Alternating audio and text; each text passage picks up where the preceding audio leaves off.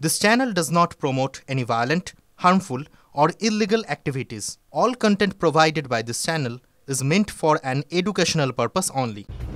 এই মুহূর্তের খবর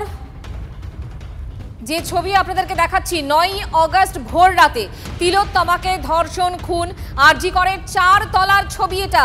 সিসিটিভি ফুটেজে দেখা যাচ্ছে সঞ্জয় রায়কে প্রথম সেই ছবি আপনাদেরকে আমরা দেখাচ্ছি টিভি 9 বাংলায় আরো একবার ব্রেক করছে এই মুহূর্তের আপডেট এই মুহূর্তের এক্সক্লুসিভ একটা ছবি অর্থাৎ 9 তারিখ যেদিন ঘটনা ঘটে ভোর রাতে আমরা খবর পাই তিলোত্তমাকে ধর্ষণ এবং খুন আরজি করে ঠিক 4 তলায় সিসিটিভি ফুটেজে দেখা যাচ্ছে সঞ্জয় রায়কে এই ছবি সম্পর্কে আরো বিস্তারিত জানবো সিজার মন্ডল আমার সহকর্মী এই মুহূর্তে আমার সঙ্গে রয়েছেন সিজার দেখো যেটা জানা যাচ্ছে যে 8 এবং 9 তারিখের মধ্যে যে অন্তর্বর্তী রাত সেই রাতে ভোরবেলায় 4টে নাগাদ এই সিসিটিভিতে ধরা পড়েছে সঞ্জয়কে 4 তলার করিডোরে অর্থাৎ যে করিডোরে দিয়ে গেলে সেমিনার রুমে ঢোকা যায় অর্থাৎ অকুস্থলে থেকে বেরিয়ে আসার পথে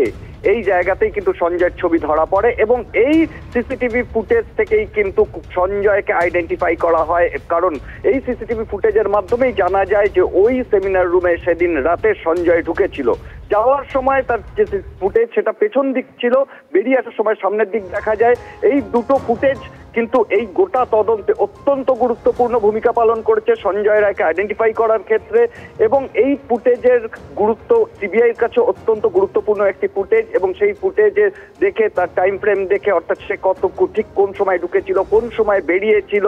এবং তারপরে যেটা আমরা জানি ইতিমধ্যেই আমরা সেই খবর করেছি যে তার আগে সে কোথায় কোথায় গিয়েছিল সেখান থেকে বেরিয়ে সে কোথায় গিয়েছিল এই সমস্ত বিষয়গুলো